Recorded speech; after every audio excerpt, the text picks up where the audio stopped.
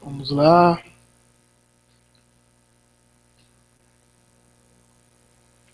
Vamos iniciar nossa live. Falta um minutinho aí para a gente começar. Vamos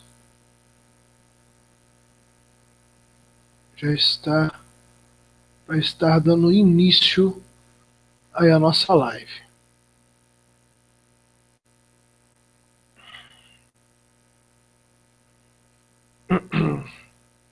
Ajeitar os monitores aqui.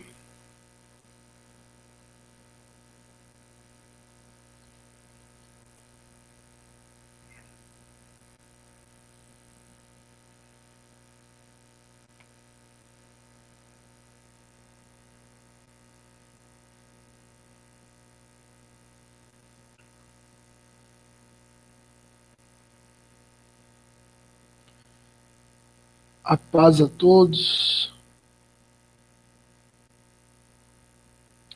que já vão estar entrando. Vamos esperar mais um minutinho para a gente iniciar a nossa segunda aí, teologia com live, teologia na live.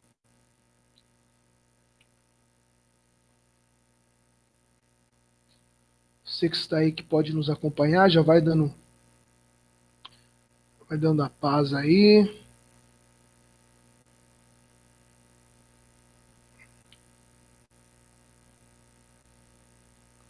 Estou procurando a minha live aqui na. Bom, eu estou ao vivo que eu saiba aqui, né? Na live.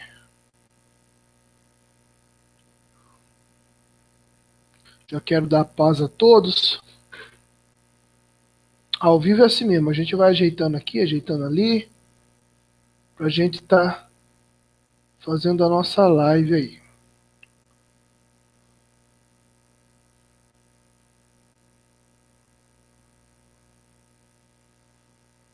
Parece que minha live ainda não começou, deixa eu ver. Deixa eu dar uma olhada aqui se a live. Bom, a câmera tá ligada, é pra live ter começado aqui.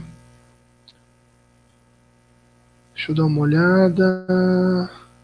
Bom, aqui pra mim a live tá rodando já há 3 minutos. Aqui pra mim a live já tá rodando.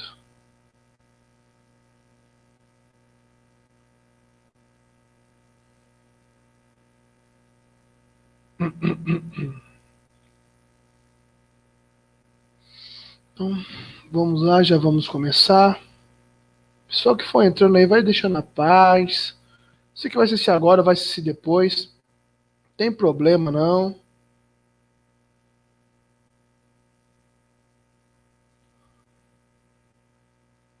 Você vai nos acompanhando por aí. É que aqui não tá aparecendo para mim que eu tô ao vivo no canal da escola. Acho que demora um pouco, não sei dizer. E nem aqui para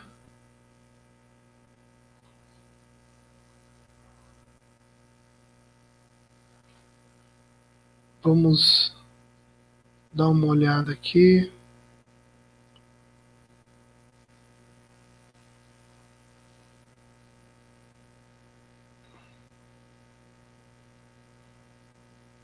Quero saber por que não tá aparecendo aqui a live.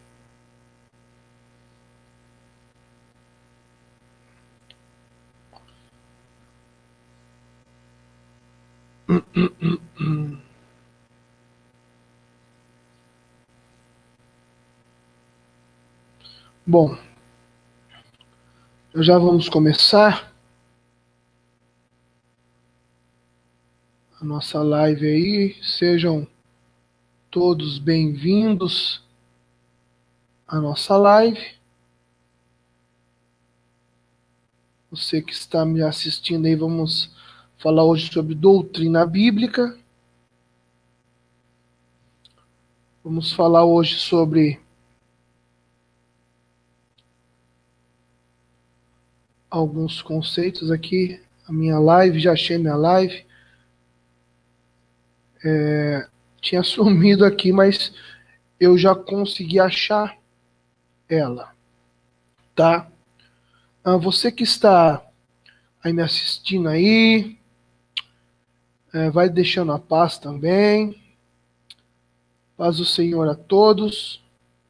Bom, vamos começar aí a nossa live. Bom, nessa live nós vamos continuar falando sobre doutrina bíblica, tá? Os conceitos e regras e mandamentos bíblicos, nós vamos continuar a falar aqui na nossa live. Você já está podendo acompanhar aí na sua tela.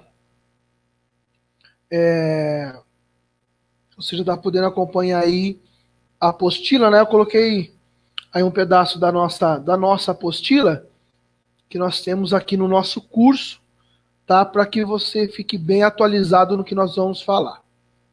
Bom, na aula passada nós falamos sobre regras, mandamentos, preceitos, falamos como cumprir os preceitos de Deus, os mandamentos, falamos sobre doutrina aí no Antigo Testamento, sobre doutrina no Novo Testamento, falamos sobre as características da doutrina de Cristo. E hoje nós vamos falar um pouquinho dos inimigos, né, das falsas doutrinas que estão, que infelizmente estão por aí, né, as falsas doutrinas que temos até o dia de hoje, mas principalmente as falsas doutrinas nos tempos de Jesus, né? As falsas doutrinas que circulavam, as falsas doutrinas que eram contra a palavra de Deus, que eram contra Cristo, que eram contra os preceitos de Cristo, os mandamentos. Então nós vemos que Jesus, ele enfrentou um grande problema, né? Jesus, ele enfrentou aí grande problema não, grandes inimigos, tá? Jesus enfrenta no seu ministério, né? Porque até o início do ministério de Cristo, até antes dele se batizar, ele não enfrentou ainda nenhum tipo de inimigo, né? Porque ele ainda não tinha revelado o seu ministério. Mas a partir do momento que Jesus ele revela seu ministério, ele começa a enfrentar os inimigos. Tanto que o primeiro inimigo que ele enfrentou foi o próprio diabo. O próprio diabo foi, após ele ter passado 40 dias e 40 noites no deserto, o diabo, ele ali tentou Jesus, né? Em Mateus, capítulo 4. Nós vemos ali o início da chamada, nós vemos ali o começo, né, do ministério sacerdotal de Cristo. Então, o primeiro inimigo já de cara, ele já enfrenta o diabo, ele já enfrenta Satanás. Então, nós já vemos que ali já começam seus inimigos. Tanto que o próprio Satanás, ele tenta a tentação de Cristo ali é na própria palavra, ele tenta querer derrubar Cristo, derrubar Jesus ali com a própria palavra, né? Mas não conseguiu. Então Jesus ali já inicia o seu ministério já de cara enfrentando o próprio diabo, Satanás. E o que nós podemos entender então? Entender que num ministério, com certeza, haverá muitos e muitos inimigos contra aquilo que nós fomos pregar, contra aquilo que nós fomos falar, os inimigos que estarão contra nosso ministério, os inimigos que estarão contra as nossas ministrações. Então nós vamos enfrentar tudo isso, como Jesus também enfrentou. Então, você já está vendo aí na sua tela aí o item de número 5, né? As falsas doutrinas, tá? E lembrando, todo mundo já antes da gente já começar a iniciar, lembrando que esse vídeo, né, essa live vai estar lá no meu canal, tá? A Hora do Pregador com o pastor Murilo Silva vai estar lá no meu canal. Ela inteirinha, tá? Do começo ao fim. Só vamos editar, só colocar uma capinha nela, mas ela vai estar lá, tá? Pode conferir lá. É a partir aí de amanhã. Você já pode já estar conferindo toda essa aula, tá? Que estará lá. Tá ok? Eu não sei porque não está aparecendo aqui no meu outro computador. A minha live tá aqui no meu celular, mas não está no meu computador. É complicado. Então, essa live vai estar lá. Bom, vamos dar continuidade, tá? Não quer aparecer, não aparece. Vamos dar continuidade aqui. Então você já está vendo aí na sua tela o item de número 5, tá? Que diz quanto as falsas doutrinas da época de Jesus Cristo, eu alerta a igreja cristã. Então nós vemos que Jesus ele enfrentou muitos inimigos, muitas pessoas aí querendo acabar com o ministério de Cristo, e todos falharam, todos não tiveram êxito em concluir o que realmente queria. Então, Jesus, ele no seu ministério, ele sempre se saiu por cima. Então nós vamos ver dois piores, vamos dizer assim, inimigos que sempre estavam criticando e falando de Jesus. Então nós temos que entender a doutrina deles, tá? Ou seja, a doutrina que o fariseu tinha, a doutrina que o saduceu tinha, as regras que eles viviam, né? Os preceitos e mandamentos que eles viviam, para que a gente possa entender que eles eram contra a doutrina de Cristo, tá? Lembrando que estamos falando de doutrina bíblica, lembrando você aí que doutrina quer dizer ensinamento, redaguir, instruir, tá? São regras, são mandamentos, são preceitos, tá? São leis. Então, lembrando que isso é a doutrina. Nós estamos falando de doutrina bíblica, tá? Doutrina nada mais é que um conjunto de regras ou leis, tá? Estabelecida por determinados grupos de pessoas ou grupos religiosos, tá? Então, nós vamos ver, por exemplo, que nem os fariseus, eles tinham a doutrina deles, então eles tinham as suas regras. Os saduceus tinham as suas regras. Nós vemos, os samaritanos tinham as suas regras, tá?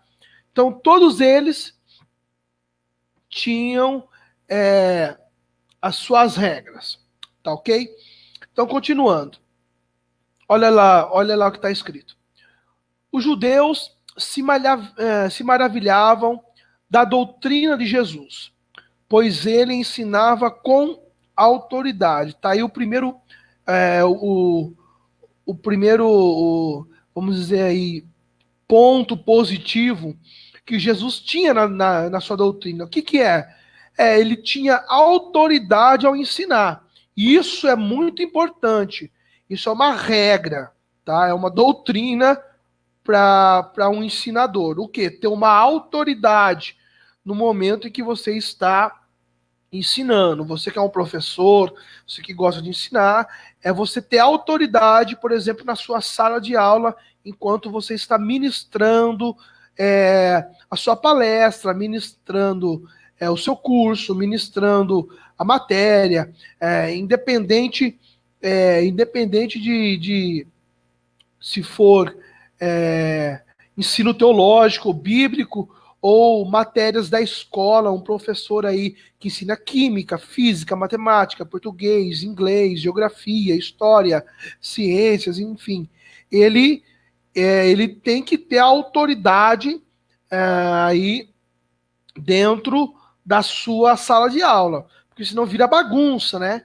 Então, a autoridade que Cristo tinha ao ensinar, a autoridade que Cristo tinha ao falar, quando Cristo estava, por exemplo, pregando, certa feita, quando Cristo estava ensinando, o povo estava se levantando e indo embora, e, e Pedro fala: Senhor, suas palavras estão sendo duras, não é melhor falar um pouco mais manso com o povo? E então Jesus colocou ordem ali, usou a sua autoridade e falou: não, se você está achando ruim, pega as suas coisas e vão com eles. E Pedro diz: não, Senhor, só o Senhor tem a palavra de salvação.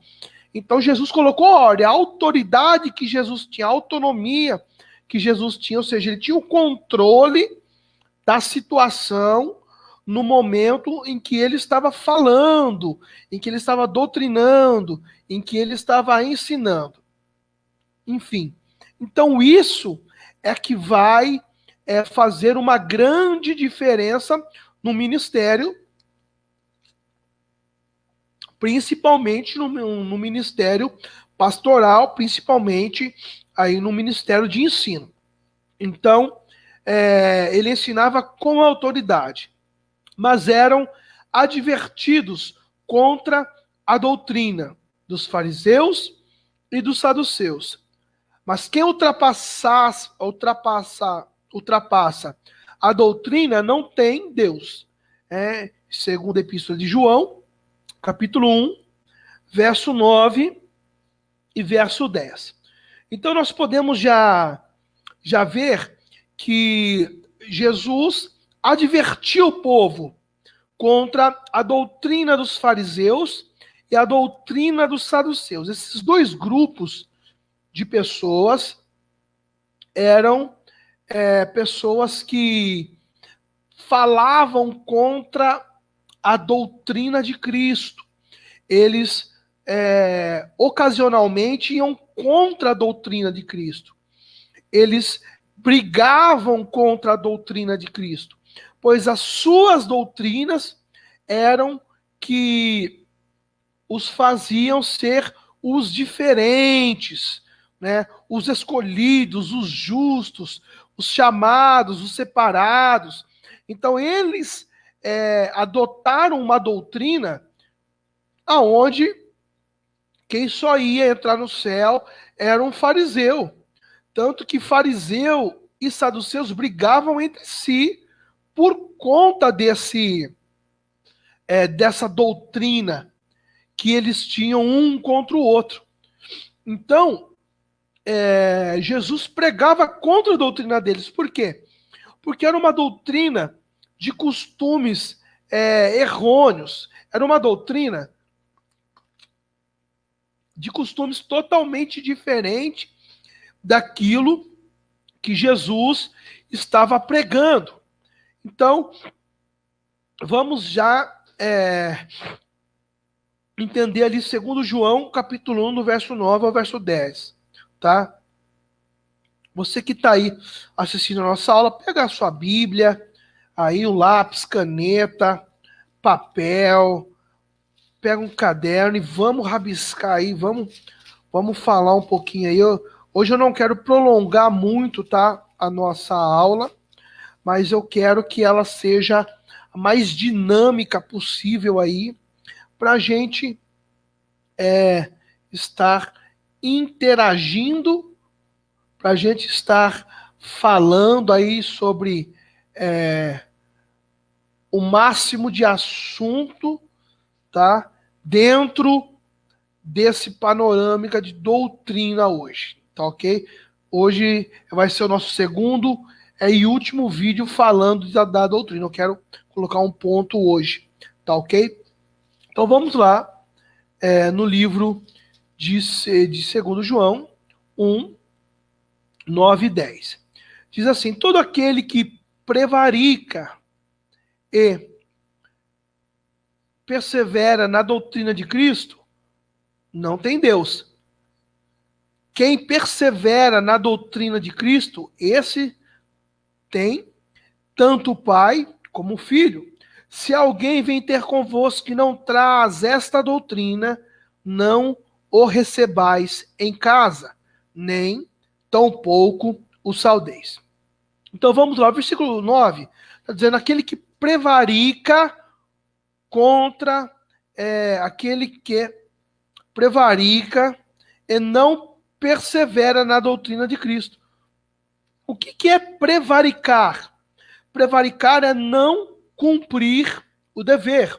Ou seja, João está dizendo aqui, olha, aquele que não persiste na doutrina de Cristo, não traz consigo a doutrina de Cristo, não anda na doutrina de Cristo, tá?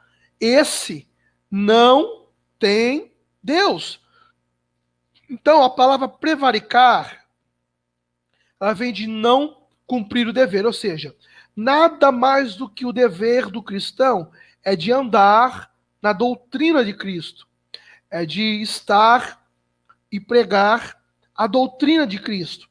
Então, João é bem rígido, tá? Em falar que nem o recebais na sua casa. Porque se ele não traz a doutrina de Cristo, em primeiro lugar, ele não traz a paz para a tua casa. Porque Cristo é paz, Cristo é luz, Cristo é amor, Cristo também é justiça e fogo consumidor. Mas ele é paz, ele é luz, ele é amor, ele é conforto. Então, se não traz essa doutrina, não é bom que nem recebais na sua casa. Olha que profundo isso. Então, João, a segunda epístola que João escreve, é bem claro nisso, tá? Então, rejeitaram a revelação de Cristo. Por quê? Porque se não anda na doutrina de Cristo, não crê em Cristo, então rejeitam a revelação de Cristo. Tá ok? Continuando aí. A doutrina dos fariseus. Vamos lá para a nossa primeira doutrina. Fariseus vem do grego farisaios, tá? Chamados, separados. Reconheciam na tradição oral ou padrão de fé de vida. Primeira coisa, então, eles procuravam o reconhecimento e mérito por observâncias. Olha aí que forte, por observâncias externas de ritos e formas de piedade, como lavagens cerimoniais, jejuns, orações e esmolas. Mas negligenciavam a genuína piedade, orgulhavam-se em suas boas obras. Então, o que é a primeira regra da doutrina dos fariseus? Os fariseus gostavam de externar as suas obras. se eles davam esmolas, eles davam as esmolas e queria que todo mundo visse que eles estavam dando esmolas. Eles queriam que todo mundo olhasse eles dando esmola, né? Existem pessoas até assim hoje que vão fazer algum tipo de benefício e já posta a filmagem no Facebook, já tira aquela foto. Estamos aqui com os moradores de rua, dando marmita, fazendo isso, fazendo aquilo, não para mostrar o evangelho, mas sim para externar sua obra. Isso é um fariseu. O fariseu, ele costumava fazer isso. Ele costumava a jejuar, mas todo mundo estava sabendo que os fariseus jejuavam. Eles tinham dias determinados aonde todo mundo estava sabendo que aquele dia o fariseu ia jejuar, que aquele dia o fariseu ia orar. Então tudo isso eles externavam para o povo. Por quê? Porque eles queriam ser separados, né? Ou seja, eles queriam ser os santos. A palavra santo vem de separado. Então eles queriam externar todas as suas obras e mostrar para todo mundo, ó, eu estou orando, eu estou jejuando, eu estou dando esmola, eu estou dando uma cesta básica, ó, eu estou fazendo isso, estou fazendo aquilo, estou fazendo aquele outro. Então até nos dias de hoje, infelizmente, nós vemos tipos de pessoas que vão externar suas obras. Então isso é contra a doutrina de Cristo. É contra a doutrina bíblica. Isso não é bíblico, tá? De nenhuma forma Jesus quis mostrar para todo mundo o que fazia, quis externar sua obra de uma forma vulgar ou de uma forma chamativa para que todo mundo viesse saber. Então, tanto que quando Jesus muitas vezes curava, ele sempre falava assim, ele sempre dizia, não diga nada para ninguém, não fale nada para ninguém, não espalhe nada para ninguém, né? Mas o povo sempre estava falando dos acontecidos de Jesus. Então, o que acontece? Os fariseus externavam as suas obras, mostravam para todo mundo, davam esmola, oração, jejum, as lavagens dos seus ritos cerimoniais. Então, todo mundo tinha que saber que os fariseus faziam isso e eles mostravam para todo mundo, tá? Só que eles negavam a genuína piedade.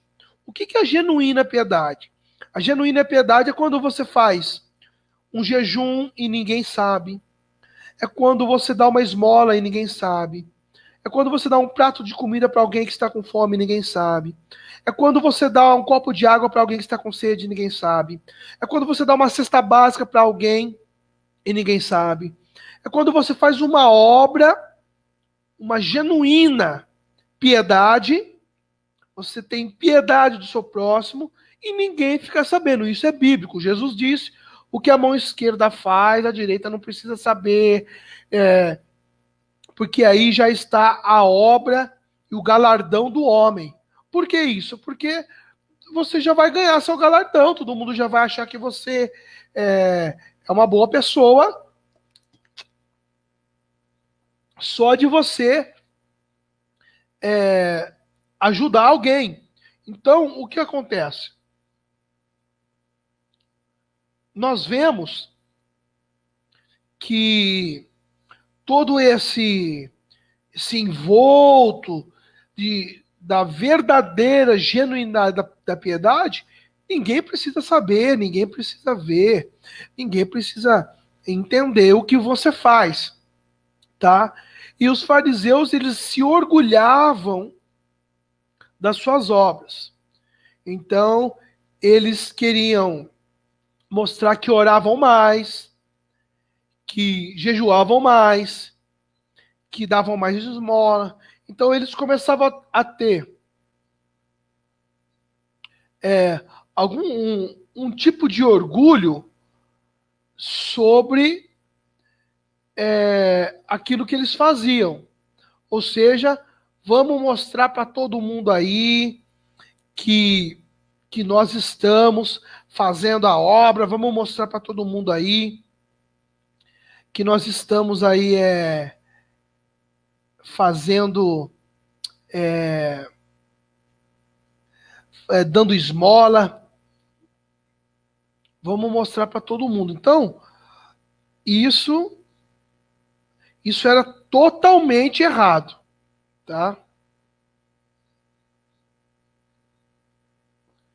Isso era totalmente errado. Eles não podiam de forma nenhuma estar externando as suas obras. Por quê? Porque as obras é coisa de você e Deus. Ninguém precisa ficar sabendo, precisa ficar vendo você aí externar as suas obras. Segundo ponto, ali o segundo parágrafo ali, depois de doutrina dos fariseus. Mantinham de forma presente a fé na existência de anjos, ou seja, eles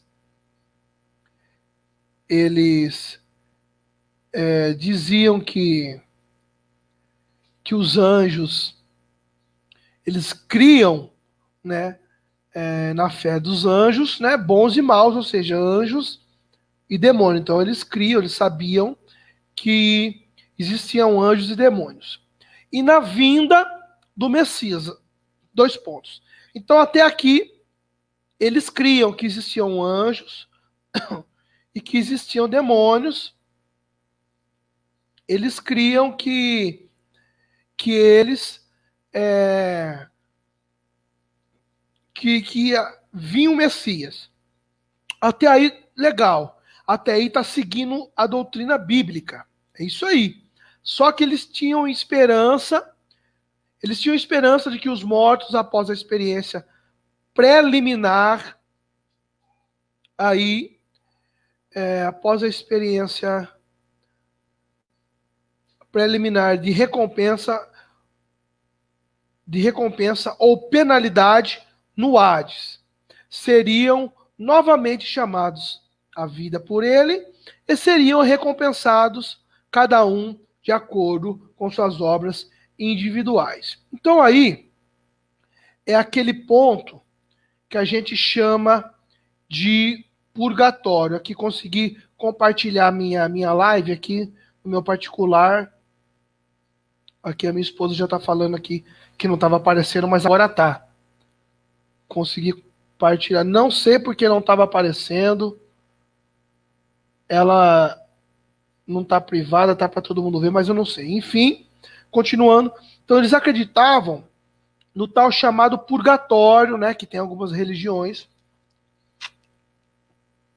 aí que acreditam nessa doutrina do purgatório, né?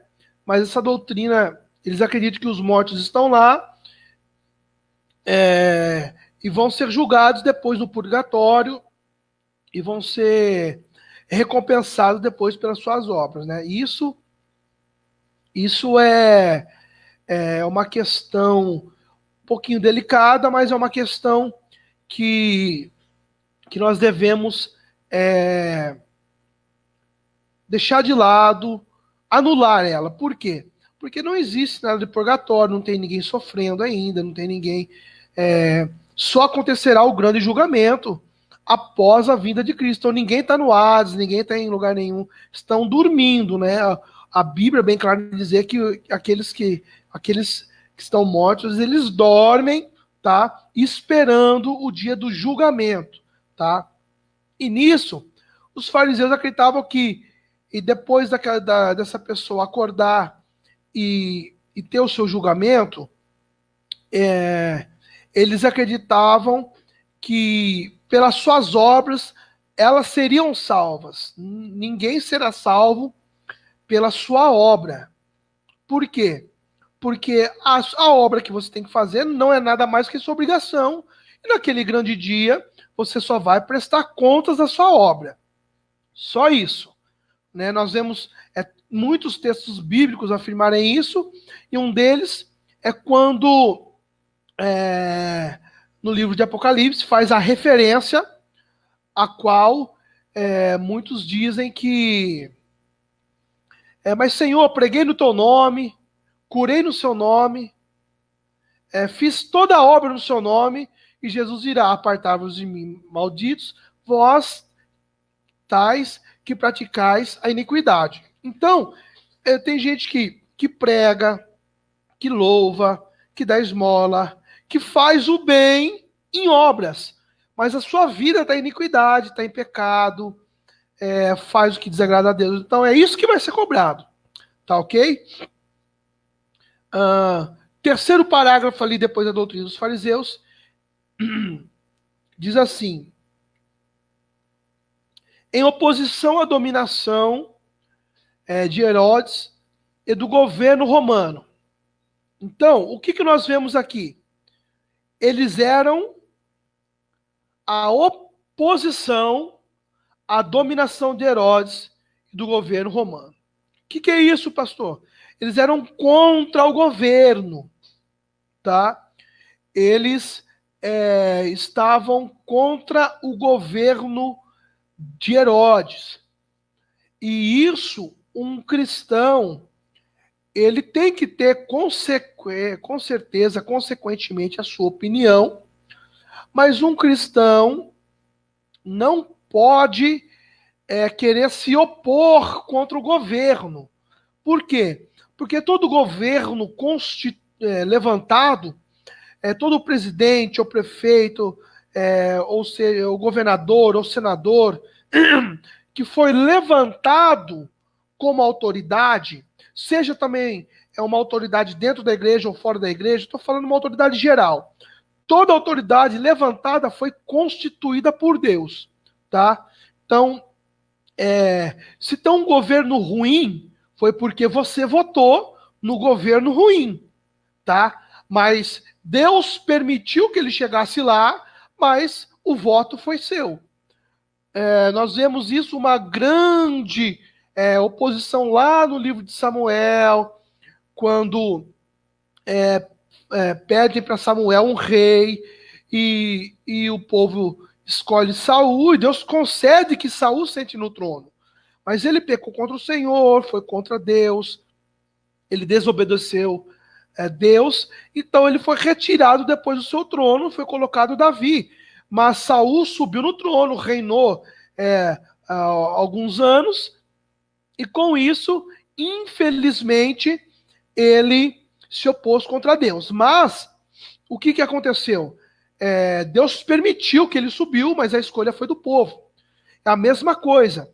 Nós temos que ter consciência de que a gente vai, por exemplo, votar, seja para qual eleição for, para que a gente venha, não precise ficar querendo ser oposição.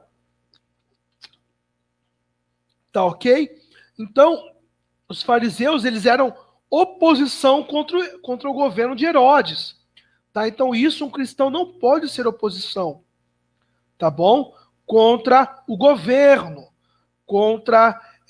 Se o governo está ruim, vai orar, vai buscar Deus, vai pedir para Deus fazer a obra, que Deus vai fazer a obra. Tá ok? Vamos continuar. Então, nós não devemos ficar contra o governo, e sim a favor que o governo venha melhorar cada vez mais. Segundo, continuando, eles, de forma decisiva, sustentavam a teocracia e a causa de seus pais, e tinham grande influência entre o povo comum. O que é a teocracia? Nós vivemos hoje no mundo, no momento chamado de democracia, e antigamente, no Antigo Testamento, se vivia um tempo chamado de teocracia. Teocracia deriva de duas palavras gregas, theos, que é Deus, e cracia, que é escolha. Então, toda a escolha de Deus era Deus que julgava o povo, era Deus quem fazia, escolhia os sacerdotes, enfim. Então, voltando ali no livro de Samuel, quando eles resolvem querer um povo, uma votação, querer alguém para subir no trono de Israel, e isso é chamado de democracia. Agora, o povo vota e escolhe quem senta no trono. E dessa forma, os fariseus eram contra.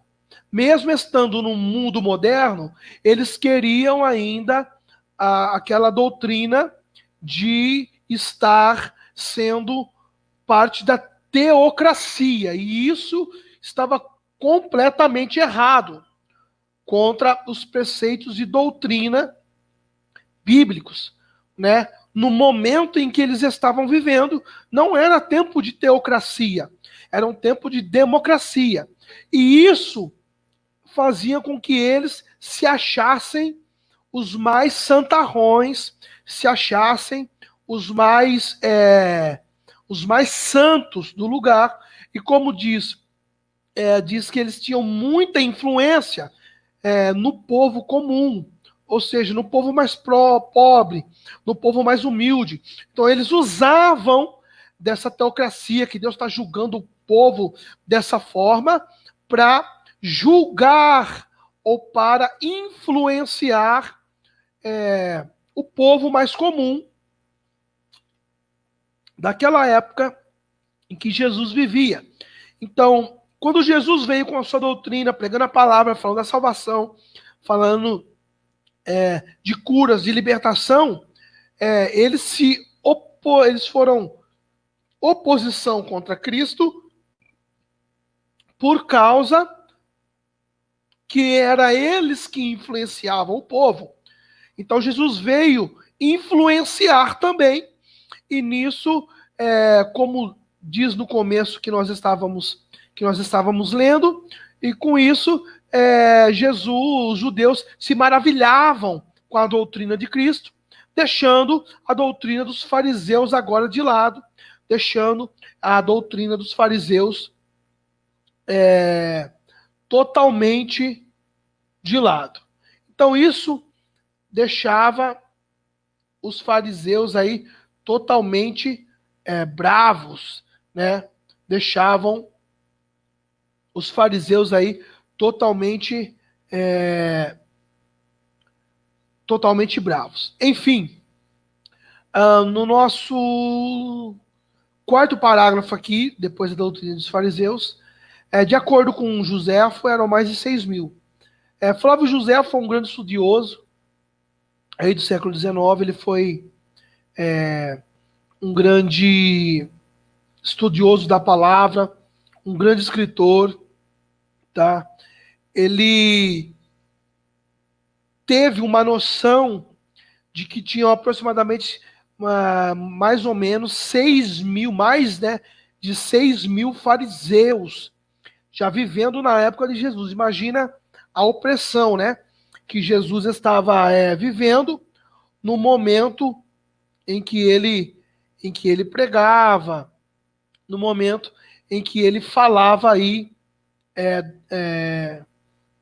da palavra de Deus. Imagina como era essa pressão que ele sofria. Eram mais de 6.000 pessoas em oposições contra ele, e isso sendo fariseu. Agora imagina quantos mais os fariseus estavam influenciando, né? Que iam também contra a doutrina de Cristo. Último pontinho ali, último parágrafo. Eram inimigos de Jesus e sua causa. Foram por outro lado duramente repreendidos por ele por causa da avareza, ambição, confiança vazia nas obras externas e aparências e piedade a fim de ganhar popularidade. Olha lá que... Então os fariseus, qual que era o objetivo? Os fariseus queriam se aparecer para todo mundo, mostrando as suas obras. A gente dá muita esmola. Eu dou mais esmola que fulano. Eu sou mais piedoso que ciclano. Eles tinham orgulho, e isso tornava eles com um aspecto chamado de avareza, que é o amor ao dinheiro. Então, o que eles faziam, pastor? Eles simplesmente amavam o seu dinheiro e davam as esmolas para se aparecer, para mostrar, ó, nós somos ricos, nós temos dinheiro e nós estamos mostrando para todos que nós somos ricos. Então, é aquela pessoa que, infelizmente, existe até os dias de hoje, que quer se mostrar que tem dinheiro, quer mostrar que faz as coisas. Deixa eu começar aqui. Quer mostrar que é o bam, bam, bam. Então, tudo isso, Jesus começou a pregar contra. Pregar contra eles, e eles se sentiam na expectativa de serem ameaçados. Por quê? Porque eles queriam ser populares. Ou seja, aonde eles foram, eles queriam ser conhecidos, tá? Eles queriam ir para algum lugar e alguém falar, ah lá um fariseu, porque ele dá uma boa esmola. Ah lá um fariseu, porque ele tem dinheiro. Ah lá um fariseu, porque ele é um influenciador. Então isso, Jesus condenava. Tá ok? Segunda doutrina agora, doutrina dos fariseus. Tá? A doutrina dos fariseus, dos saduceus, perdão. Saduceus, chamados justos, partido religioso judeu da época de Cristo, que negava que a lei oral fosse revelação de Deus. Primeiro ponto negativo aí. Qual é o primeiro ponto negativo?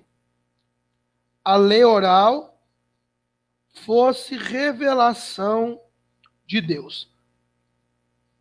Esse é o primeiro, guarda esse ponto aí que já vamos falar dele. Aos israelitas. E que cria que somente a lei escrita era obrigatória para a nação como autoridade divina. E negavam a ressurreição do corpo, a imortalidade da alma, a existência de espíritos e anjos, mas afirmavam o livre-arbítrio. Uma pequena observação ali, outro evangelho, mesmo dito por um anjo, seja maldito, Gálatas, capítulo 1, verso 6, ao verso de número 9. Vamos lá.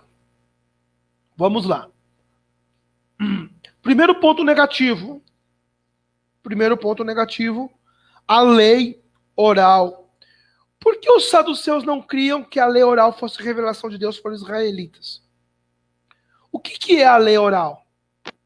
A lei oral, ela era pregada pelos profetas, sacerdotes, pelos anjos das igrejas de Cristo.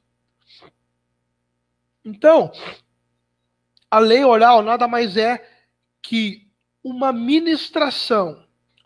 Ou seja, tudo aquilo que Jesus estava ministrando, tudo aquilo que Jesus estava falando, tudo aquilo que Jesus estava pregando, era mentira. Eles não criam que era uma lei. Eles não criam de maneira nenhuma que era vinda de Deus. Eles criam no que já estava escrito, na lei que Deus dá a Moisés, que por fim também foi uma lei revelada. Que por fim foi uma grande lei também revelada por Deus, que revelara aí a Moisés. As leis e preceitos que Moisés escreve. Nós vemos no Antigo Testamento pelo menos 613 leis, aí que os judeus tomam para si, 613 leis, fora os 10 mandamentos. Então, nós podemos entender aí que eles são, que eles não criam nessa lei oral por causa da lei escrita que eles tinham, tá? Eles, deixa eu só escrever um negocinho aqui. Eles criam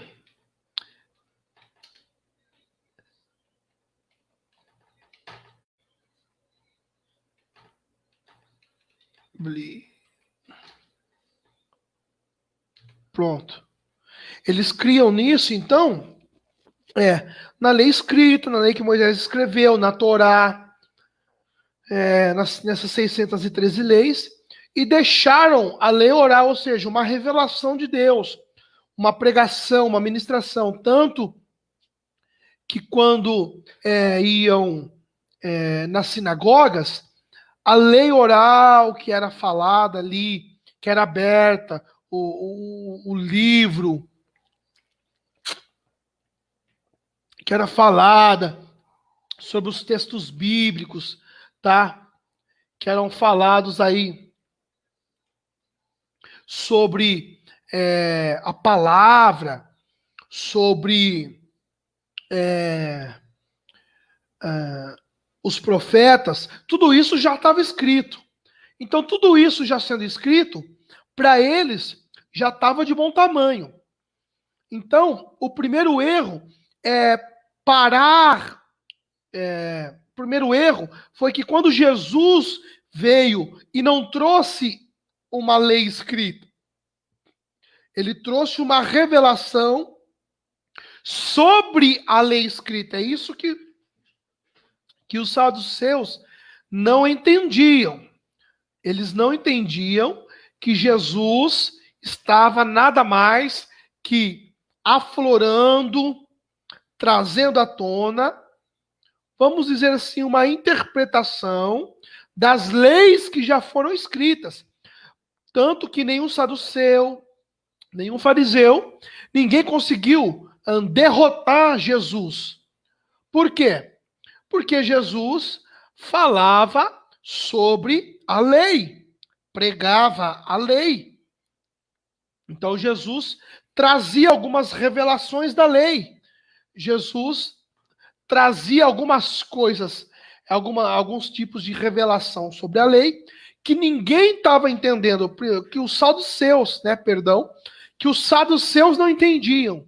Com isso, os saduceus não entendendo, eles discriminavam Jesus em muitas e muitas e muitas ocasiões. Nós vemos no Novo Testamento chegando o doutor da lei. Sempre quando você vê, chegou um doutor da lei e falou, mas Jesus pode fazer isso, na lei de Moisés manda fazer isso. Quem são os doutores da lei? Saduceus e fariseus. São eles que identificavam a lei, principalmente os saduceus.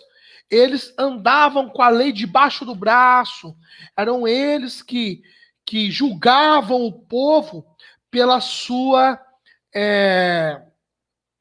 por conta da lei, eram os estudiosos, eram aqueles que estudavam a lei e depois demonstravam aí para o público as leis que eram ditas, que eram feitas, que eram pregadas, que eram eles que falavam, tá certo isso, não tá certo aquilo, não tá certo, tá errado o julgamento, tá errado isso, tá errado aquilo. Então, tudo isso, os saduceus tinham o papel de exercer, né?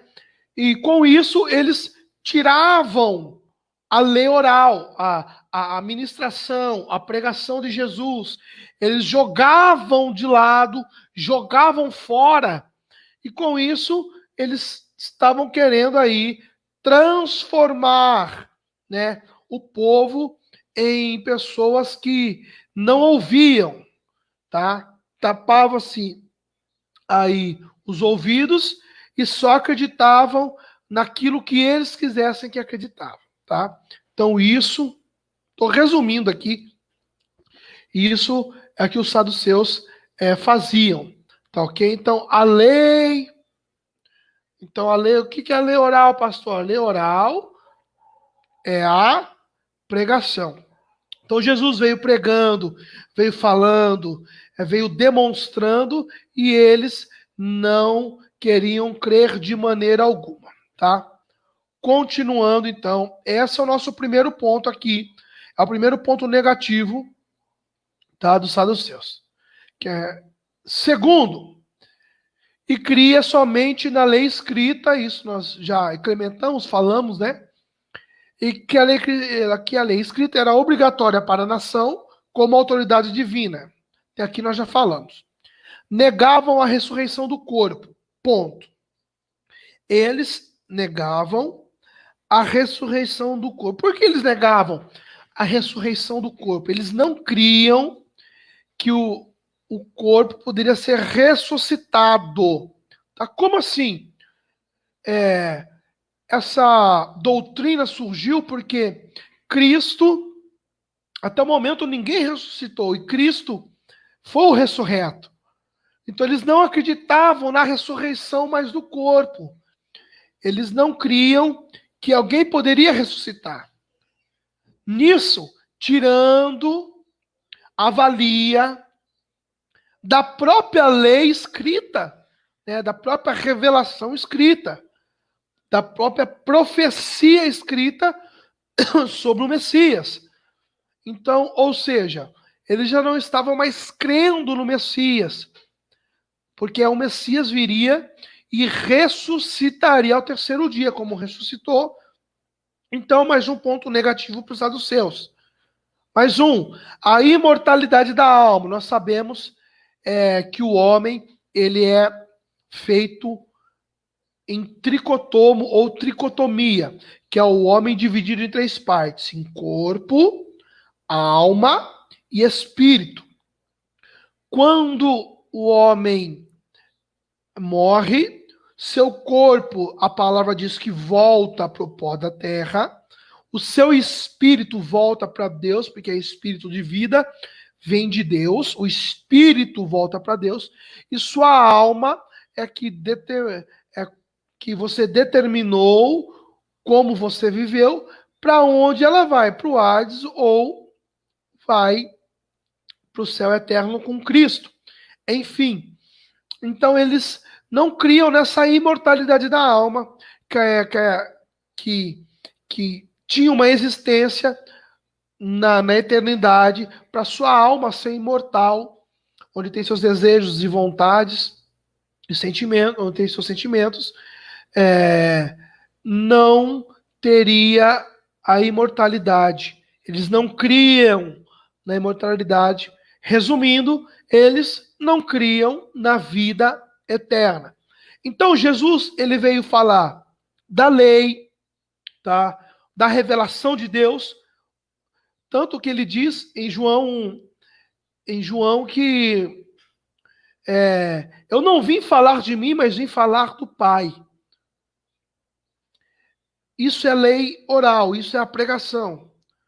Aí Jesus vem e fala da imortalidade da alma, da salvação. Ao terceiro dia, Jesus ressuscita. Então, Jesus, por isso que nas ministrações de Cristo, ele pregava totalmente contra a doutrina do fariseu, totalmente contra essas doutrinas.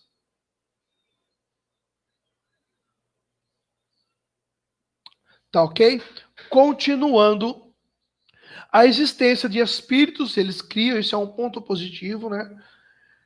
E anjos, mas afirmavam o livre-arbítrio, tá? O livre-arbítrio, que é o poder de escolha.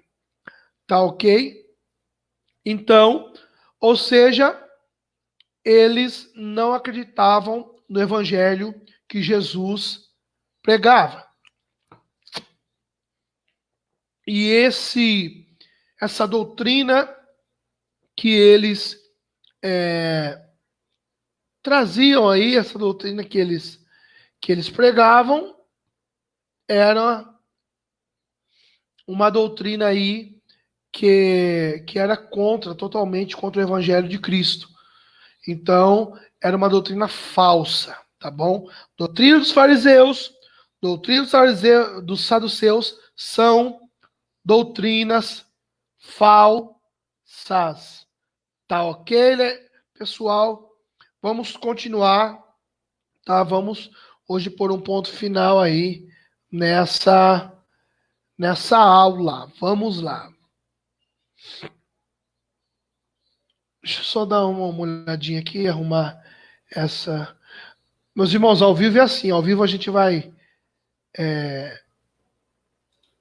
falando, a gente vai arrumando aqui, arrumando ali.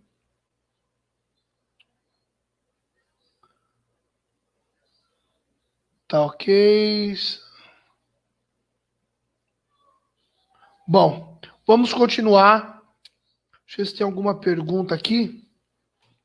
É que eu estou na minha sala, abri uma sala de vídeo em outro lugar, tá lotado, tá cheio de lugares para mim ficar olhando aqui. Eu tenho que olhar no meu monitor, tenho que olhar aqui no meu celular, no monitor de celular, tenho que olhar no outro monitor aqui. Então fica um pouquinho olhando para cá. Então eu peço que você não dê muita atenção quando eu estiver olhando para lá e para cá. Bom, vamos continuar aí. Doutrina em grego, né? Heterodidaxkaleo. Não sei falar grego, né? Mas a doutrina do grego no Novo Testamento vem de ensinamento, ensino de outra ou diferente doutrina, desviando da verdade. Essa doutrina que está em grego aqui é a doutrina de outros ensinamentos, ou seja, a doutrina dos fariseus e a doutrina dos saduceus. Então era chamada com esse nome aqui, heterodidascaleo. Heterodidascaleo. Que quer dizer o ensino de outra ou diferente doutrina, desviando-se da verdade. Então, essa doutrina dos fariseus e saduceus são doutrinas mentirosas. Paulo vai adverter Timóteo, Paulo vai adverter sobre os falsos profetas, sobre as falsas doutrinas lá em Coríntio, lá em Timóteo, lá em Tito. Tudo isso para que o povo venha saber qual é a verdadeira doutrina de Cristo. Bora continuar. Aos que provocam divisões e escândalos e desacordo com a doutrina, Romanos 16, 17, inventando ventos e doutrinas errôneas, sendo impuros, mentirosos. Se alguém ensina outra doutrina diferente da palavra, seja maldito. Timóteo 6, 1 Timóteo 6, 3, 4. Temos que repreender usando a doutrina, pois não a suportarão. Aqui está um ponto, gente, muito importante. Que ponto é esse que é importante? É o ponto que quando alguém vir com uma doutrina falsa, você tem que pregar a doutrina verdadeira, tá? É por isso que nós da Escola Etarte, eu sou professor, diretor e o fundador dessa escola, a gente dá aulas de teologia, tem aula de graça, tem curso de graça, você está recebendo todo esse conteúdo maravilhoso de graça, você está vendo na tela uma das nossas apostilas dos nossos cursos, tá? Você está vendo ela aí totalmente de graça, esse conteúdo, só não estuda quem não quer. Então você está aprendendo o quê? A doutrina de Cristo. E com isso você vai combater as falsas doutrinas, os falsos ensinos teológicos, os falsos mestres, os falsos cristos. Com o que eu vou combater, pastor? Eu vou combater com a palavra. Vou combater com a Bíblia, com a palavra de Deus. Vou combater com a doutrina verdadeira, com a doutrina que Cristo nos ensina, com a doutrina que você aprende, que você está escrevendo aí, que você está escutando, tá? E já lembrando de novo que essa aula vai estar lá no meu canal, A Hora do Pregador, com o pastor Murilo Silva, tá? Vai lá, dá um like, compartilha para todo mundo ver e abaixa o vídeo se quiser para você assistir quando quiser, mas vai estar lá, não vai sair do nosso canal. Se inscreve no nosso canal também. Enfim, você tem que combater a falsa doutrina com a doutrina verdadeira. Já estamos a 1h e 5 minutos falando, são 8h e 34 minutos, tá? Eu prometo que logo nós já vamos terminar. Me dá mais 10 minutos, nós terminamos a parte de doutrina, tá ok? Então vou olhar de novo aqui, são 8h e 34 minutos, até 8h e 44, 45 minutos, no máximo, estourando. Nós estamos terminando aqui, tá bom? Aguenta mais um pouquinho quem está com a gente e você que vai estar assistindo depois ou que vai assistir no nosso canal, aguenta aí que já estamos terminando. Prossigamos. Então, continuamos e prossigamos. Vamos falar mais um pouquinho. Enfim, item de número 6, tá? Para a gente fechar o item de número 6. Tá, depois o item 7, que é doutrina e teologia, vai ter um resumo, na realidade, do que nós já falamos. O que é doutrina, o que é teologia? Doutrina é ensino, estudo, são regras, preceitos, mandamentos. O que é teologia? É o estudo da Bíblia, da palavra.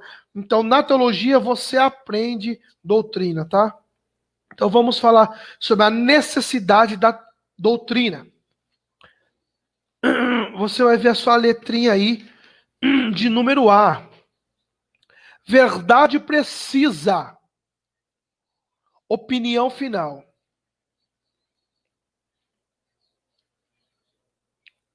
Ou seja, a doutrina ela tem que acertar o alvo. Tem que ter o alcance no seu alvo. O que é isso? Ela tem que ser realmente verdadeira. O que é verdade precisa? Vamos lá. Todas as pessoas têm uma teologia. E os seus atos demonstram suas crenças, pois a vida humana é uma viagem e as pessoas precisam estar certas do que Deus lhes planejou. Pode-se teólogo sem ser religioso e ser religioso sem conhecimento teológico da doutrina? Pode. Nós conhecemos teólogos que não são religiosos, teólogos que estudam teologia por causa da sociologia, teólogos que estudam teologia por causa do ensino de religião, tá? Teólogos que estudam teologia por causa da filosofia. Então, eles não são religiosos, mas estudam teologia, tá? Então, pode existir, então, as pessoas que têm um conhecimento teológico e da doutrina, eles conhecem, têm um conhecimento teológico, conhecimento da doutrina, mas, infelizmente, não seguem como preceitos, né, como mandamentos, não levam isso como mandamentos. Então, a verdade precisa, ela é uma necessidade da doutrina. Então, pode ter teólogo que não segue doutrina, pode ter igreja que não segue doutrina, mas a doutrina é uma necessidade, ou seja, mas a verdade ela é precisa no quê? Na doutrina, ou seja, a verdade ela tem que ser, a verdade precisa, ela tem que ser uma opinião final. Então a doutrina ela tem um objetivo. Qual é o objetivo da doutrina? É educar o cristão na doutrina bíblica, deixá-lo em cima da regra, do mandamento, dos preceitos de Deus, tá? Então, tem teólogos que conhecem, mas não seguem isso. Mas, então, a grande necessidade da doutrina, qual é, pastor? A grande necessidade é que nós reconheçamos que ela é uma verdade precisa. Que ela tem que ser a nossa opinião final. Tá bom? Letra B. Essencial para desenvolver o caráter cristão. Olha lá. Ela é essencial para desenvolver o caráter cristão. Nós vamos ver aí 3 itens, pelo menos, importantes nesse textinho aí, ó, na letra B. Sem uma crença firme e bem definida, tá? Então, em primeiro lugar, temos que crer. O caráter do cristão,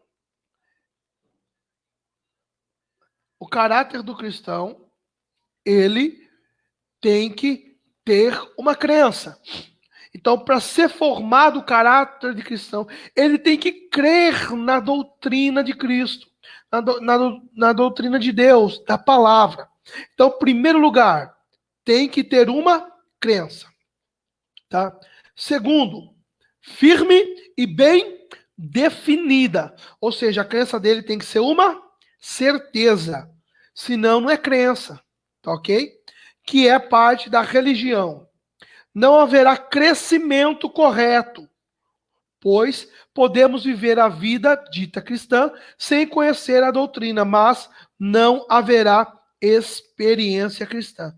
Então, viver a vida cristã sem conhecer doutrina, você não vai ter experiência, porque a doutrina é que vai formar nosso caráter. Nós vemos aí 3 etapas que o cristão tem que ter no seu caráter. As 3 etapas do caráter cristão para ter a formalidade da doutrina. Qual é? É crer, crescer corretamente e a conclusão é crescer e conhecer para ter experiência, ou seja, ter experiência. Então, quem não crê, não cresce e não tem experiência. Então, se você crer, você vai crescer e vai ter experiência. Jó disse isso. Hoje eu não conheço Deus só de ouvir falar, mas eu conheço porque eu estou andando com Ele, estou vivendo, porque eu tive experiência. O que é isso? Jó entendeu. Jó coube na mente de Jó a grande experiência com Deus. Por que isso? Porque ele formou seu caráter. Então são 3 etapas. Primeira etapa, você tem que crer com firmeza definida. Segunda etapa, você vai crescer. E a terceira etapa é conhecer a doutrina para ter a conclusão da sua experiência com Deus. Letra C, para a gente andar rapidinho aí. Temos mais 4 minutos. Letra C, 5 minutinhos. Abrigo contra mentira e erros de interpretação. Isso eu acho que a gente não precisa nem quase falar. Deus é eterno, homens ignorantes criaram conceitos errôneos, originando males na consequência, e as doutrinas bíblicas expulsam falsas ideias que conduzem os homens para a cegueira e perdição. Grande resumo da letra C, tá? Que eu vou falar para vocês. A doutrina, ela é o abrigo contra o erro de interpretação, pelo amor de Deus. O que eu aprendo em doutrina? O que eu aprendo sobre o que é? Você vai aprender que existem textos e contextos. O que é texto? Texto é aquilo que eu estou lendo, que eu vou, por exemplo, numa ministração, vou pregar o texto que eu li. Isso é o texto. O que é contexto? É o que vem antes e depois do contexto. Não se forma uma lei sem contexto. Não se fala de uma lei, não se prega uma lei, não se lê uma lei, não se olha para uma lei sem ter contexto. Então, com o contexto, você sabe o que está escrito no texto. Com isso, a verdadeira doutrina bíblica expulsa as falsas ideias, porque você conhece o contexto, tá? Letra D, necessária para ensinar a palavra divina. A doutrina, ela é totalmente, exclusivamente necessária. Para quê? para que você venha aprender a palavra de Deus da melhor maneira possível, tá bom? O que nós vemos aí, infelizmente, é uma enxurrada de pregadores que já não conseguem nem no artigo C, ali que é uma boa interpretação bíblica, já não oram, não jejuam, não fazem mais nada, muito menos ler a Bíblia, tá? Então não tem uma boa interpretação, tá? E muito menos alguns ensinadores que estão ensinando coisas errôneas, tá? Vamos ler o D para a gente terminar. A Bíblia fala de muitas verdades espalhadas nos seus diversos livros. Obedecendo o tema Jesus, é necessário relacionar os diversos temas e organizá-los da maneira a facilitar o seu estudo. A doutrina estuda a fé cristã sobre a verdade da realidade espiritual única, envolvendo a experiência de Deus, a existência, perdão, de Deus, a possibilidade dos milagres, a confiabilidade das Escrituras, a divindade de Cristo, a encarnação de Deus em Cristo e a verdade da Bíblia como palavra de Deus genuína. Auto explicativo. Nós sabemos que quem vai nos ensinar para ter uma verdadeira vida cristã, para ter, enxergar na presença, fazer as coisas certas, são os preceitos, leis da doutrina, que são a doutrina bíblica, as leis de Deus, que é a própria palavra. Tá bom? Espero que vocês tenham gostado, tá? Dessa. Fechamos aqui doutrina, tá? Fechamos aqui, então, nosso esquema de doutrina aí. Tá ok? Aqui, fechamos doutrina hoje. Espero que vocês tenham gostado aí da live com teologia, tá? Teologia na live. Nós vamos fazer muitos mais vídeos aí, tá bom? Hashtag fique em casa, tá? Aí você que pode, que dê para ficar, fique em casa, fique conosco nos nossos cursos que nós vamos abrir aí, cursos totalmente grátis, e na nossa teologia com live. Espero que vocês tenham gostado. É um oferecimento da nossa escola, Etadit, Escola Teologia ao Alcance de Todos. Tá? Eu sou o pastor e professor pastor Murilo Silva, tá? Espero que vocês tenham gostado. Então, até a próxima live aí. Fiquem com Deus. Até mais. Fui. Tchau, tchau.